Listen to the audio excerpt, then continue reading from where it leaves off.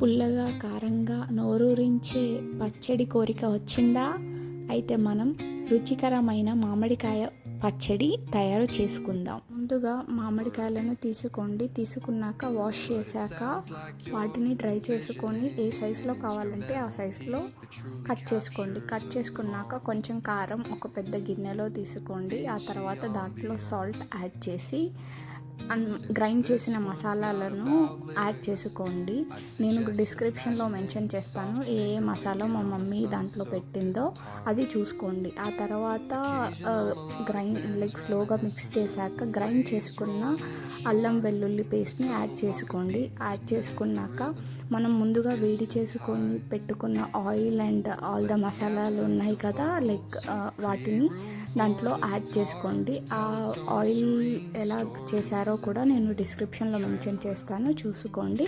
తర్వాత మంచిగా ఆ కారాన్ని మిక్స్ చేసుకోవాలి. అలా వీడియోలో చూస్తున్నారు కదా, ఆ విధంగా రావాలి. ఆ తర్వాత మామిడికాయ ముక్కలను యాడ్ చేసుకోండి. యాడ్ చేసుకున్నాక దాన్ని కరెక్ట్గా మిక్స్ చేయాలి. అది అంతా ఆ మసాలా అంతా మామిడికాయ ముక్కలను పట్టేలాగా మంచిగా మా అమ్మ వీడియోలో చూపిస్తున్నట్టుగా మంచిగా మిక్స్ చేసుకోండి. స్లోగా మిక్స్ చేస్తూ ఉండండి.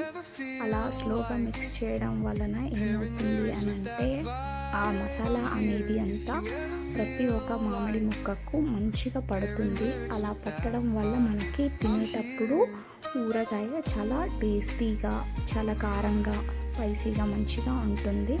ఆలోపు కొన్ని ఫొటోస్ పెట్టాను ఇక్కడ మా మమ్మీవి, అవి చూసి కొంచెం ఎంజాయ్ చేయండి.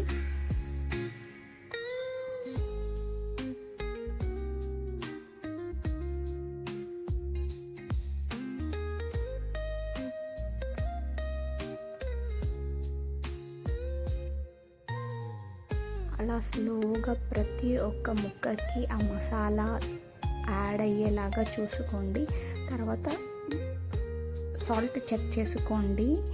తగినంత సాల్ట్ యాడ్ చేసుకున్నాక ముందే జార్లో కొంచెం ఆయిల్ వేసి తర్వాత స్లోగా మా మమ్మీ వీడియోలో చూపిస్తున్నట్టు అంతా మిక్స్డ్ ఆఫ్ మసాలా విత్ మ్యాంగోస్ని ఆ జార్లోకి మొత్తం స్లోగా ఫిల్ చేసేసేయండి. ఇలా నేను వీడియోలో చూపించే విధంగా మొత్తం మామిడికాయ ముక్కలను జార్లోకి ఫిల్ చేసుకున్నాక క్యాప్ క్లోజ్ చేసేసి దాన్ని గట్టిగా ఏదైనా ఒక క్లాత్ తోటి కట్టేసేయండి. అలా చేయడం వల్ల మామిడికాయ పచ్చడి అనేది దోరగా ఊరుతుంది అండ్ మంచిగా ఉంటుంది. ఇలా చేస్తే మామిడికాయ పిక్కల్ రెడీ.